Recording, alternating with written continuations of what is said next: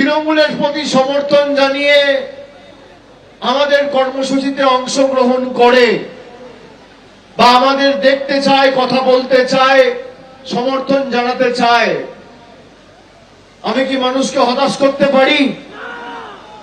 আগের বার আমি কেন এই রাস্তা দিয়ে কর্মসূচি করে গেছিলাম? আমার বিরুদ্ধে এফআইআর করেছিল বিজেপির নেতারা। ভাই তুমিও লড়ো, কে বারণ করেছে? তোমাদের মুখ যদি লোক না দেখতে চায় আমার তো কিছু করার নেই। তোমাদের মিছিলে যদি লোকজন না আসে আমার তো কিছু করার নেই।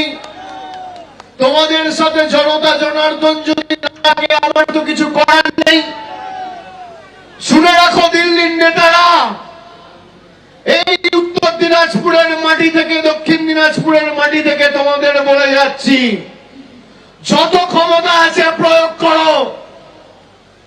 দেশের কেন্দ্র সরকার তোমার, নির্বাচন কমিশন তোমার, সংবাদ মাধ্যমের একাংশ তোমার, বিচার ব্যবস্থার একাংশ তোমার, কেন্দ্রীয় বাহিনী তোমার, ইডি তোমার, সিবিআই তোমার, ইনকাম ট্যাক্স তোমার, অর্থ তোমার, গাইড জোর তোমার।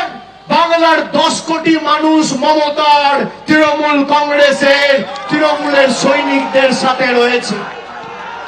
হবে লড়াই। একদিকে BJP, ED, income tax, CBI, কেন্দ্রীয় বাহিনী, বিচার ব্যবস্থা, মিডিয়া, ইনকাম ট্যাক্স আর ইলেকশন কমিশন, আর একদিকে তৃণমূলের সৈনিকেরা। হবে লড়াই। কি বিজেপির বন্ধুরা লড়বেন? 2016, 19, 21, 24 যতবার লড়েছেন ফোকাট্টা গোহারা হেরেছেন। যত কুৎসা করবে মুখ থুবড়ে পড়বে, দেখবে আর চলবে, লুচির মতো ফুলবে, জিতবে তো বাংলায়।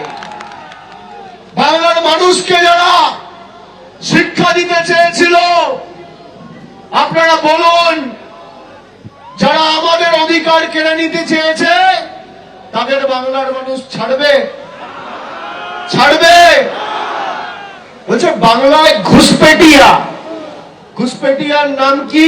কাকে নোটিশ পাঠাচ্ছে? অমর্ত্য সেন। কাকে নোটিশ পাঠাচ্ছে? দেব। কাকে নোটিশ পাঠাচ্ছে? মোহাম্মদ শামি, দেশের জন্য বিশ্বকাপ জেতা প্লেয়ার। তাকে নোটিশ পাঠাচ্ছে। আমাদের নাকি কাগজ দেখাতে হবে। বিজেপির বাবারা, তোমাদের কাগজ আছে? যদি বিজেপির কোন নেতা কাগজ দেখানোর কথা বলে, আগে ওর বাবা ঠাকুরদার কাগজ নিয়ে আসতে বলবেন, তারপর আমাদের কাগজ দেখার কথা বলবেন। যারা 50 বছর, 60 বছর, 70 বছর, 80 বছর ধরে এই মাটিতে রয়েছে, দেশ স্বাধীন হওয়ার পর আজকে প্রায় 77 বছর, 78 বছর পর যদি কাউকে হিসাব দিতে হয়, প্রমাণ করতে হয় আমি এই দেশের নাগরিক, এর থেকে লজ্জার বিষয় কি হতে পারে? আর কার কাছে প্রমাণ করবে? দিল্লির জল্লাদদের কাছে, যারা ভারতবর্ষের স্বাধীনতা আন্দোলনে যাদের কোনো অবদান ছিল না, যাদের টিকি খুঁজে পাওয়া যায়নি, আর যে বাংলা দেশের স্বাধীনতার আন্দোলনের সময় পথ দেখিয়েছিল। কবিগুরু রবীন্দ্রনাথ ঠাকুরের নবজাগরণের সময় যে বাংলা ভাষা পথ দেখিয়েছিল দেশকে, সেই বাংলা ভাষার অস্তিত্ব অস্বীকার করছে ভারতীয় জনতা পার্টি। রবীন্দ্রনাথ ঠাকুরকে বলছে রবীন্দ্রনাথ সান্যাল। চেনে না, জানে না, বাংলায় কথা বললে বলছে বাংলাদেশি। আমি আপনাদের এখানে আসার আগে আমি তপনে গেছিলাম, বালুরঘাটে গেছিলাম।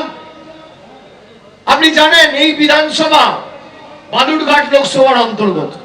এবিপি আনন্দ, এগিয়ে থাকে, এগিয়ে রাখে।